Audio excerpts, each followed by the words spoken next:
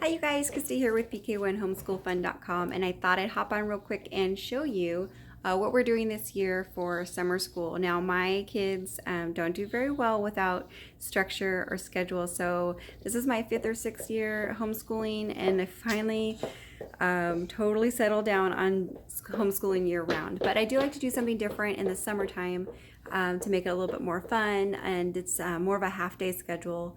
And so I just thought I would show you what we're doing. So this is our schedule right behind me, if you can see it. So we start our mornings at 7 o'clock. So this 7 o'clock is a goal for us to get up in the morning. And we actually have an Amazon Alexa, and I set reminders throughout the day for all of these times. So she comes and reminds us, hey, it's time for family walk, or time for page a day math or band or whatever. So so this is what we do. So at 7 o'clock we do breakfast and chores. So we have our breakfast table over here, and my house is super messy. And you know what? If I wait until it's clean to do YouTube videos, which is what I've done in the past and why you haven't seen videos, guess what? I never get them done. So this is my messy house. This is my messy life. I'm not good enough of a housewife and stay-at-home mom to really keep everything neat and tidy all the time. So we're still working on that. 12 years in, but whatever. So this is we had breakfast this morning at 7, and then we do like to try to do family devotions at the breakfast table. Right now, honestly, all we're really doing, I see my messy pantry, all we're really doing for family devotions is reading the proverb for the day, and then today I actually got to read the Psalms for the day. So I have a one-year Bible. This is our what we have set up for summer school. This is a little bookcase I keep here. We have kind of a smaller house, so I have to use every little space that I can, and it's always a balance trying to make it not look trashy and also like classy at the same time. Is just not my forte. So these are our Bibles. I got these one-year Bibles that are you can color in. So this works really well for the younger kids. They can do some coloring here. I was trying to show you, but I only have one hand. So you can color all these little things in here. So the younger kids, when they're having a hard time focusing when we do devotions, they can color. So we have a jar of colored pencils that we put on the table for devotion time.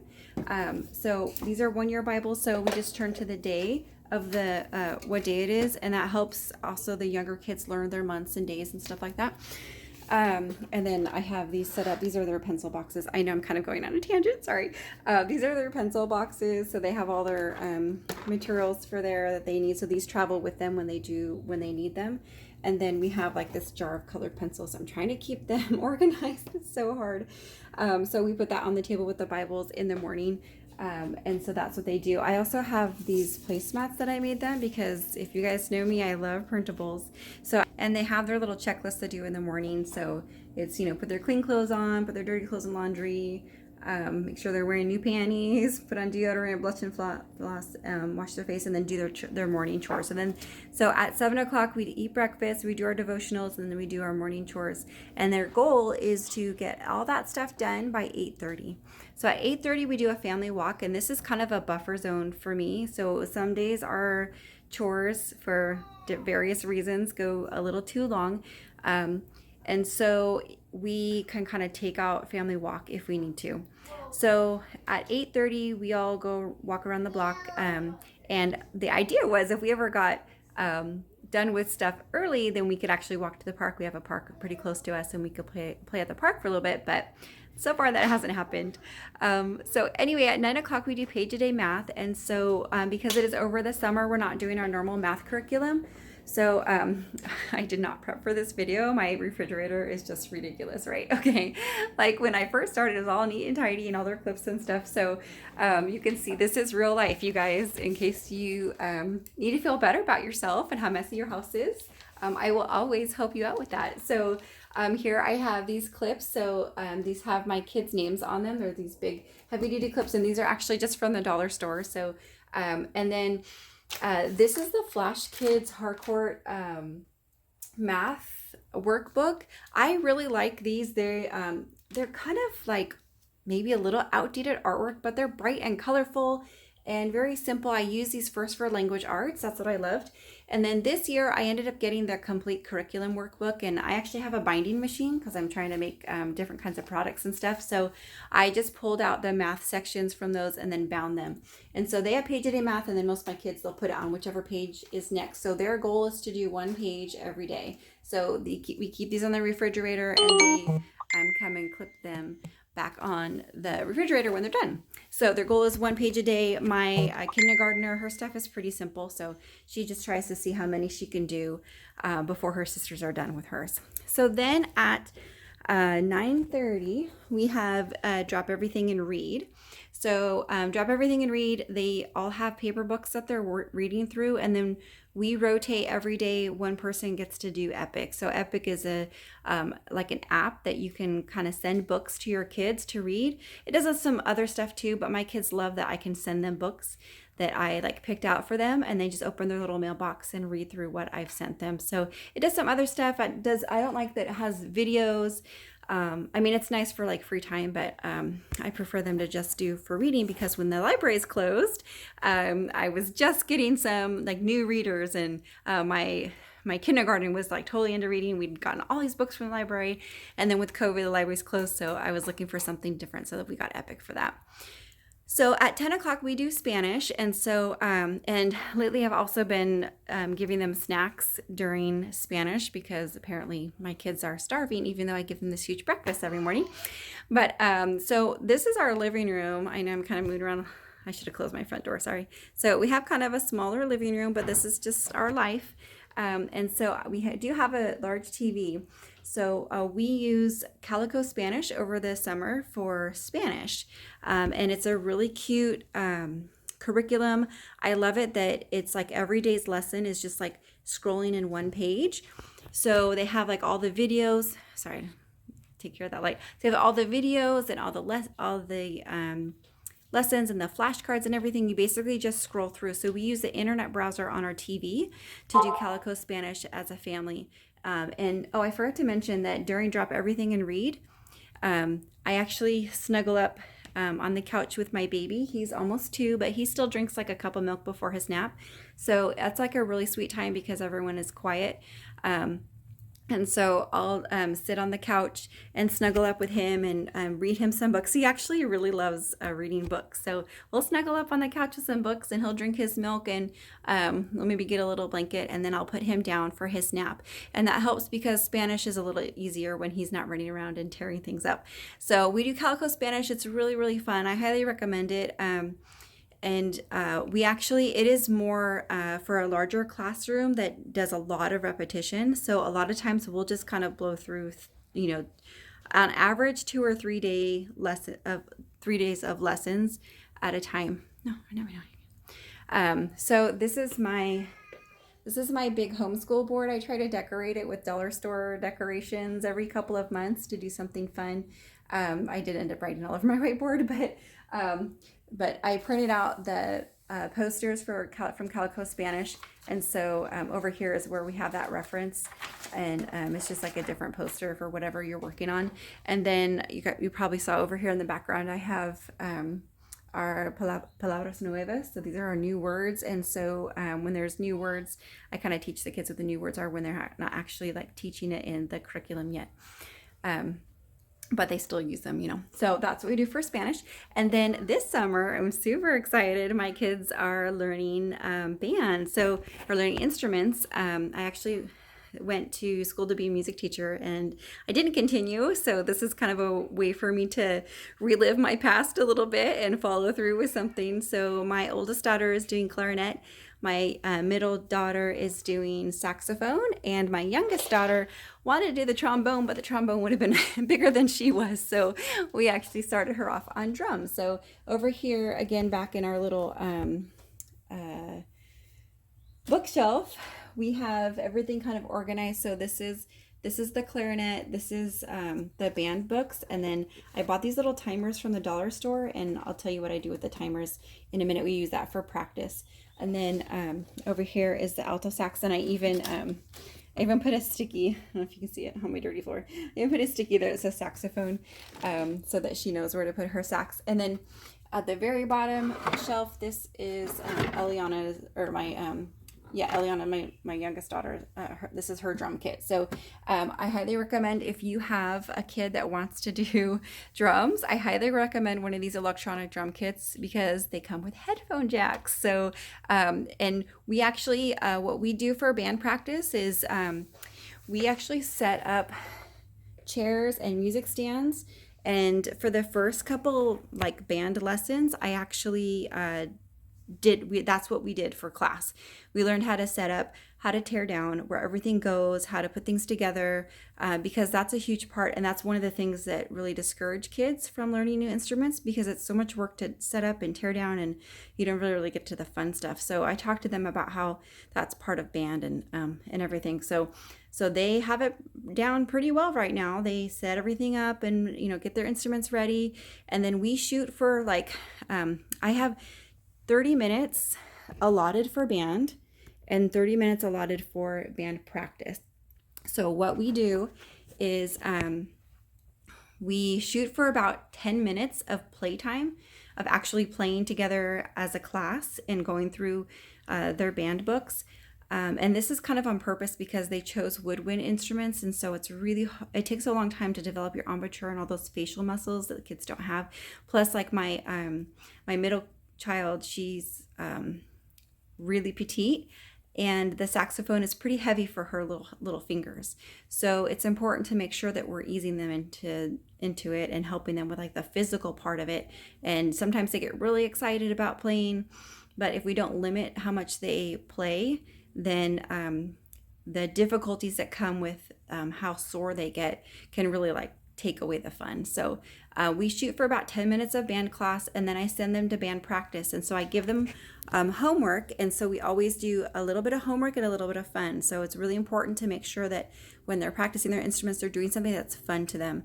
So I send them with these little timers. So what we did is I got these little kitchen timers from the dollar store, and then we hot glued them to clothespins, and they clip this to the top of their music stands, and they each go to their own rooms, or my kids don't have their own rooms, but they each go to different rooms and set up there. And then they usually only get to, right now, because we just started about a month ago, they only practice for 5 to 7 minutes, and they're allowed to practice more during free time if they want to, but they usually get a lot of practice out of it. Even though it's only 5 to 7 minutes, they usually get to do a lot. So I'll give them okay, you're gonna practice line number 6 really well so we can play it in class tomorrow. And then I tell them to make sure you're doing something fun during practice, like making up a song or just playing funny notes or whatever it works. So yeah, that's what we do for band class. And then after band, we do lunch and Yes Mom. So I actually have, you guys can see what kind of person I am. So I have this menu that I made a while ago, and it shows it's kind of, I try to balance the meals out a little bit. So every day of the week it shows what's for lunch, and sometimes obviously we don't follow it perfectly. So today should be egg salad sandwiches, melon, and carrots. But I actually haven't, I'm a little behind on my shopping, so I'll be making something else for lunch today. But it really helps because then it helps me not have to think about what to make for lunch. It helps me grocery shop, and it also helps the kids be able to put lunch together if I need their help with that.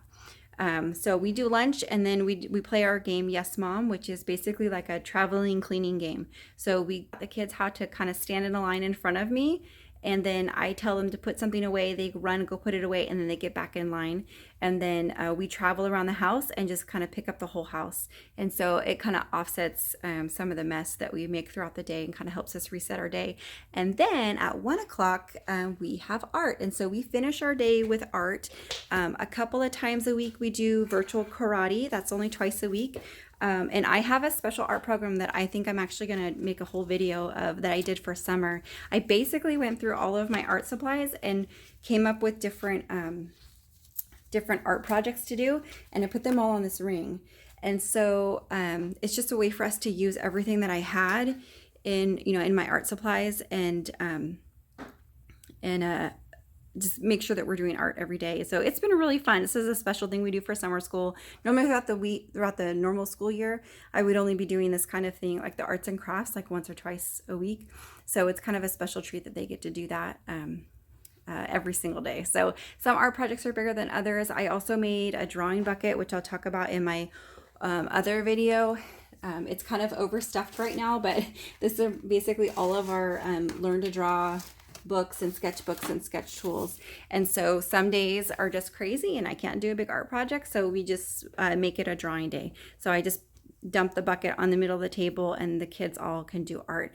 So after that, they get free time until dinner. So dinner is usually at 6 o'clock. And my kids get to do kind of whatever they want after that. So it is a kind of a lot. Some people are like, oh, you shouldn't do summer school, la, la, la. But my kids thrive in this. Plus, it's just a way of being purposeful, of getting to the things that are fun. Like I've always want to teach them Spanish, always want to teach them band, and we just never get to it because they're always doing all these other things. So doing this for summer school has been really awesome. And the other thing I love about it is that I've already done all the setup. Everything's very organized, and so I don't have to worry about doing any lesson planning or anything. And we can just go through our subjects. And sometimes, like today, you just saw we're a little bit late on Spanish because I'm talking too much in this video. But well, we're just going to roll into it. And usually I have, we get this stuff done a little bit faster than the time I have allotted for it. So it gives us some flexibility. So I'm actually going to end this video. I'm going to put my baby to bed, get the kids. They all have a special spot on the couch because apparently you need that when you have kids, because they always fight over where to sit. So now they have special couch cushions that are specific for them. And then we'll get Spanish going and doing our Spanish lessons, and then we'll get into lunch. So that's what we're doing for summer school. So I don't know if that's kind of different from what a lot of other people do.